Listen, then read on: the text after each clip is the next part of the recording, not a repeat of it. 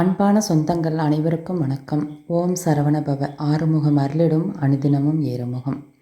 நம்ம வாழ்க்கையில் நம்ம ஒவ்வொருத்தரும் ஒவ்வொரு விதமான ஒரு கஷ்டத்தை அனுபவிச்சுக்கிட்டு தான் இருப்போம். யாருமே கஷ்டம் இல்லாத ஒரு மனிதரை நீங்கள் பார்க்கவே முடியாது. அந்த அளவுக்கு சின்ன பசங்கள்லேருந்து பெரியவங்க வரைக்கும் ஒவ்வொருத்தவங்களுக்கும் ஒவ்வொரு விதமான கஷ்டங்களை அந்த இறைவன் கொடுத்துருக்காரு. நம்ம அதுபடி தான் நம்ம விதிப்படி தான் நம்மளும் வாழ்ந்துக்கிட்டு தான் இருப்போம். அதையும் தாண்டி நம்ம கோயில்களில் பரிகாரம், ஏதாவது ஒரு மந்திரம், தீபம், பித்தளை தீபம், பூசணி தீபம், தேங்காய் தீபம், உப்பு தீபம், இப்படி எண்ணற்ற பரிகாரங்களை நம்ம எதையாவது ஒன்று செஞ்சுக்கிட்டே இருப்போம். ஏன்னா நம்ம கஷ்டத்துலேருந்து நம்ம மீண்டு வந்துட மாட்டோமா அப்படிங்கிற ஒரு நம்பிக்கையில் நம்ம ஒவ்வொரு பரிகாரங்களையும் நம்ம செஞ்சுக்கிட்டு தான் இருப்போம். இறை வழிபாடுங்கிறது ஒவ்வொருத்தவங்க வாழ்க்கையிலையும் இருந்துக்கிட்டு தான் இருக்கும்.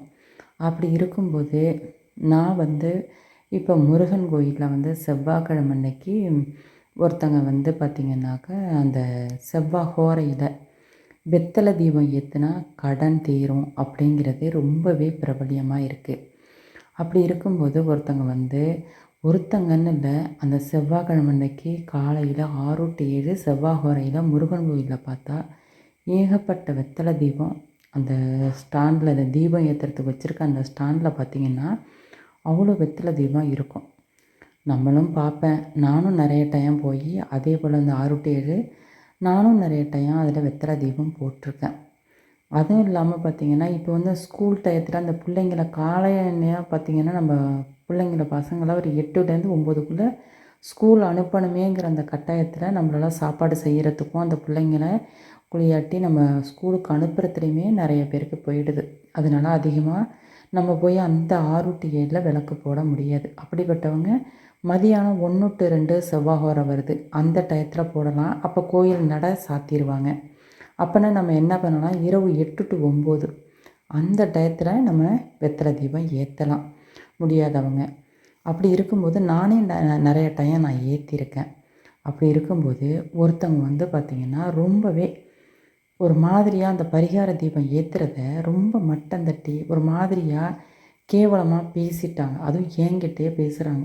அப்போ அந்த வார்த்தைகளை கேட்கும்போது எனக்கு அவ்வளோ கஷ்டமாக போயிட்டு. ஏன்னா நானுமே அந்த வெத்தலை தீபத்தை எல்லாம் ஏற்றிருக்கேன். அப்போ அவங்க என்ன சொல்கிறாங்கன்னா, என்ன பொண்டுங்க இப்படி பண்ணுறாங்க, இப்படியே சொல்கிறாங்க. என்ன இந்த பொண்டுங்க இப்படி பண்ணுறாங்க, கோயிலாக போய் பாரு, அந்த ஸ்டாண்டெல்லாம் வெறும் வெத்தலையை கொண்டாந்து போட்டு வெறும் விளக்கை ஏற்றுறாளுவோ, எதுக்கு தான் இப்படி பண்ணுறாளுவோ, எல்லாம் அவ்வளோ கையில் இருக்க அந்த ஃபோன் படுத்துகிற பாடு, எல்லாம் அந்த ஃபோனில் அவ்வளோ சொல்கிறத கேட்டுக்கிட்டு இவ்வளோ பண்ணுற அட்டகாசம் தாங்க முடியலை அப்படி இப்படின்னு அவங்க ஒரு மாதிரியாக கேவலமாக அந்த விளக்கு போட்டதை அவ்வளோ ஒரு மட்டமாக சொல்லிவிட்டாங்க. அப்போ எனக்கு எப்படி இருந்துச்சு, ஏன்னா நம்மளுமே அந்த வெத்தலை தீபத்தை போட்டிருக்கோம். அப்போ அந்த மற்றவங்கள பேசுகிற அதே வார்த்தை நமக்கும் தானே அது வலிக்கும். இதில் என்ன தப்பு, இதை அவங்க எப்படி சொல்லலாம்? அப்போ நான் கேட்டேன். எனக்கு டக்குன்னு என்னையே சொல்கிற மாதிரி எனக்கு ஒரே கோபம் வந்துட்டு நான் கேட்டேன், அவங்க என்ன எதுவும் தப்பாக பண்ணிட்டாங்களா, என்ன பண்ணியிருக்காங்க, பாரு அந்த ஸ்டாண்டு பூரா வெத்தலை தீபம், இதில் உங்களுக்கு என்ன அவ்வளோ அக்கறை? கோயிலில், முருகன் கோயிலில் அவங்க மக்கள் போடுறாங்க, அதுவும் காலையில் 6 to 7 அவங்க போடுறாங்க அப்படின்னா, அப்போ அந்த 6 to 7 அந்த கோயிலில் போய் அந்த விளக்கை போடணும் அப்படின்னா அதுக்கு அவங்க எத்தனை மணிக்கு காலையில் கிளம்பணும், தலை குளிக்கணும், இதில் தண்ணி தெளித்து கோலம் போடணும், இதில் வீட்டில் இருக்க பாத்திரங்களெல்லாம் தேய்ச்சி காலை வேலையை முடிக்கணும், வீட்டில் இருக்கவங்களையும் பார்த்துக்கணும், காலை சாப்பாடு செய்யணும். அப்போ இவங்க எவ்வளவு வீட்டில் எல்லாத்தையும் செஞ்சு வச்சுட்டு, அதே பேர் தான் நானும் செஞ்சேன், இது எல்லாத்தையும் செஞ்சுக்கிட்டு அதுலேயும் விடாமல் அந்த 6 to 7 நம்ம போட்டுருவோம் விளக்க அப்படின்னு சொல்லி தானேங்க. அதுவும் கோயில் ஒன்றும் நம்ம வீட்டு பக்கத்துலேயே இருக்க போகிறதில்ல, எப்படினாலும் கொஞ்சம் தூரம் போகிற மாதிரி தான் இருக்கும். அப்போ அதையும் தாண்டி குளிச்சுட்டு இவ்வளோ வேலைகளை முடிச்சுட்டு எப்படியாவது அந்த முருகன் சன்னதியில் போய் ஒரு 6 வெத்தலையை வாங்கி தீபத்தை போட்டுருவோம், நம்ம வாழ்க்கையில் இருக்க கடன் நமக்கு தீர்ந்துராதா, முருகன் நமக்கு ஒரு வழி காட்டிட மாட்டாரா அப்படிங்கிற ஒரு ஏக்கத்துலையும் ஒரு நம்பிக்கையிலையும் தானே அவங்க போய் அந்த விளக்க போடுறாங்க.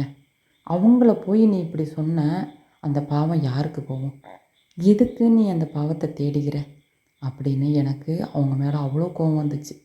நான் சொன்னேன், அவங்க ஒன்றும் ஃபோனை பார்த்துட்டு ஒன்றும் கெட்டு போகலை, ஃபோனை பார்த்துட்டு ஒரு தவறான வழிக்கு அவங்க போகலை, அவங்களுக்கு என்ன ஆசையா? காலைல 6 மணிக்கு வந்து குளித்து முழுவிட்டு காலைல ஒடியாந்து அந்த கோயிலில் அப்படி வெத்தலை வேலை போட்டு ஏற்றணும்னு அவங்களுக்குன்னு ஆசையா? அவங்களோட கஷ்டம் அந்தளவுக்கு இருக்குது. அந்த கஷ்டத்தை தாண்டி இதெல்லாம் அவங்களுக்கு பெருசாகவே இல்லை. எப்படியாவது போட்டுற மாட்டோமா, அந்த முருகன் நமக்கு வழி காட்டிட மாட்டாங்கிற நம்பிக்கையில் தானே போடுறாங்க. அதை எப்படி நீங்கள் குறை சொல்லலாம்? அதை எப்படி நீங்கள் மட்டமாக பேசலாம்? அந்த மாதிரியெல்லாம் பேசவே பேசாதீங்க அப்படின்னு சொன்னேன். அதையும் தாண்டி அந்த பேசுகிறவங்களே பார்த்திங்கன்னா, அவங்களோட ஒரு பையனுக்கு கல்யாண வரன் வரவே இல்லை. ரொம்ப நாள் தள்ளி போய்க்கிட்டே இருந்துச்சு. அப்போ அவங்க யார் என்ன பரிகாரம் சொன்னாலும் எல்லாத்தையும் செஞ்சாங்க. அதை என் கண்கூட நான் பார்த்துருக்கேன். அவங்களே ஒத்துக்கிறாங்க. நான் அதையும் கேட்டேன். நீங்கள் உங்களுக்கு ஒரு பையனுக்கு கல்யாணம் ஆகலைங்கவும், அவங்களுக்கு அந்த பையனுக்கு வரன் அமையணும்னு எத்தனை கோயிலில் என்னென்ன பரிகாரம் செஞ்சீங்க? எத்தனை கோயிலில் அங்கப்பிரதர்சனம் பண்ணீங்க? எவ்வளவு பண்ணீங்க? அப்போ நீங்கள் மட்டும் எல்லா பரிகாரமும் செய்யலாம். ஏன்னா உங்கள் கஷ்டம் தீரணும்னு நீங்கள் செஞ்சீங்கல்ல. அதே போல் தானே அவங்கவுங்க கஷ்டம் தீரணும்னு வந்து செய்வாங்க. அப்படியே யூடியூப்பை பார்த்தே செஞ்சாலும் ஒன்றும் தப்பாக செய்யலையே. 6 முகம் 6 வெத்தலையை வாங்கி அதில் மஞ்சள் குங்குமம் பொட்டு வச்சு 6 அகலை வச்சு, அப்பா முருகா நீ பார்த்துக்கன்னு சொல்லி அந்த 6 படைக்கும் சேர்த்து 6 தீபத்தை ஏற்றுறாங்க. அதில் அவங்களுக்கு நல்லது தானே நடக்கும். தப்பாக ஒன்றும் செய்யலையே அப்படின்னு சொல்லி நான் ஆதங்கப்பட்டு கோபமாக பேசிட்டேன். அப்போ அவங்களும் அவங்க தப்பை உணர்ந்து, ஆமாம் நானும் நிறைய பரிகாரம் செஞ்சுருக்கேன், நான் இல்லைன்னு சொல்லலை, நான் ஒன்றும் அப்படி சொல்லலை இப்படி சொல்லலைன்னு அவங்களே மனசு இறங்கி வந்துட்டாங்க. ஆகா இவர்கிட்ட போய் நம்ம பேசிவிட்டோமே, இவ பிடிச்சிக்கிட்டாளே அப்படிங்கிற மாதிரி ஆகிட்டு அவங்களுக்கு.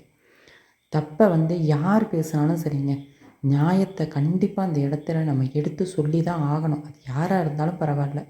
என்னை பொறுத்த வரைக்கும் எங்கள் வீட்டில் இருக்கவங்களாக இருந்தாலும் சரி, அம்மா அப்பாவாக இருந்தாலும் சரி, யாருமே நியாயத்தை பேசலைன்னு வச்சுங்க எனக்கு கோபம் வரும். நியாயத்தை அந்த இடத்துலையே நான் சுட்டி காட்டி இது தப்பு, இப்படி செய்யக்கூடாது, இப்படி சொல்லக்கூடாது அப்படின்னு அந்த இடத்துலையே நான் எடுத்து சொல்லிடுவேன். இதுதான் என்கிட்ட இருக்க ஒரு குணம்.